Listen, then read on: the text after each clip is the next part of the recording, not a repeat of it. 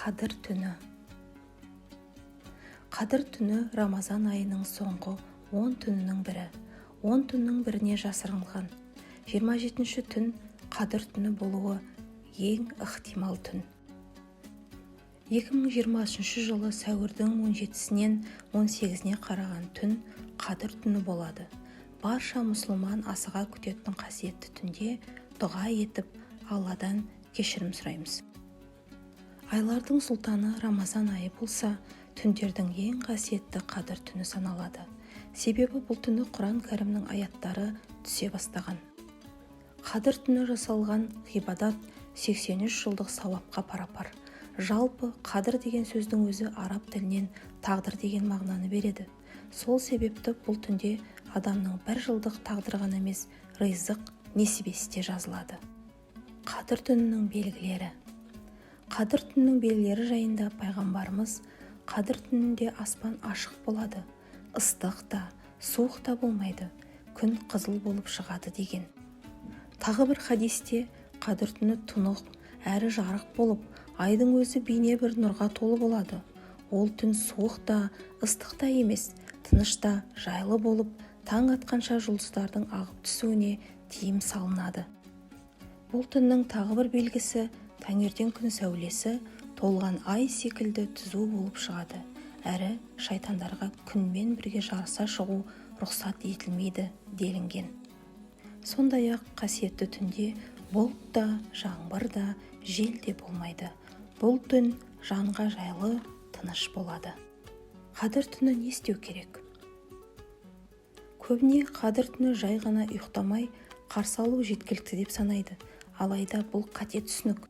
Қадір түнінің құрметіне дастархан жаюдың да қажеті жоқ. Үйге жақсылық кіреді деп есік-терезелерді ашып қою да қате.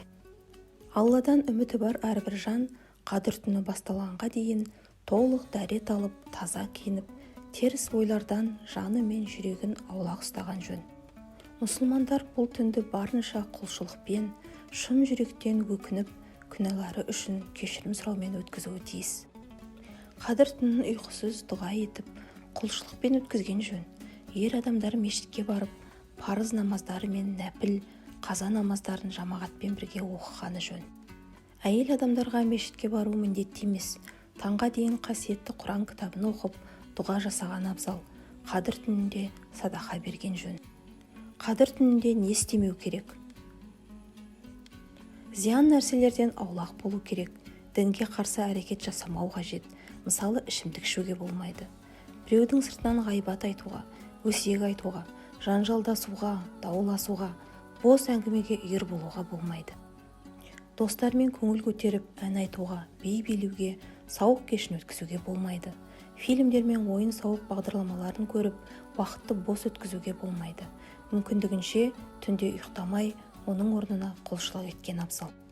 Қадір түні оқылатын дұғалар. Айша анамыз пайғамбарымыздан: «Уа Алланың елшісі, Қадір түнінде қандай дұға жасайын?» деп сұрағанда, Алла елшісі: «Уа Аллам, сен кешірімдісің, кешіруді сүйесің, менің күнәларымды кешіре көр» деп дұға етуге кеңес берген.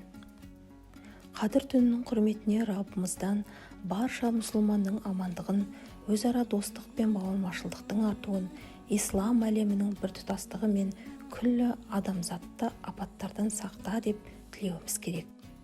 Қадір түнін қайда өткізуге болады? Бұл түнді үйде немесе мешітте өткізеді. Түнді жалғыз да, жамағатпен де қарсы алуға болады. Қадір түнінде намаз, Құран оқылады. Қадір түні қай уақытқа дейін жалғасады? Қасиетті Қадір түні ауыз ашқан уақыттан бастап зәресіне дейін жалғасады. Құрметті қауым, 12 айдың сұлтаны Рамазан құтты, берекелі болсын. Қасиетті айда жасайтын құлшылық, дұға тілектеріңіз қабыл болсын. Алға қойған арман мақсаттарыңыз орындалып, оразадан оразаға аман есен жете беруімізді Алла нәсіп етсін.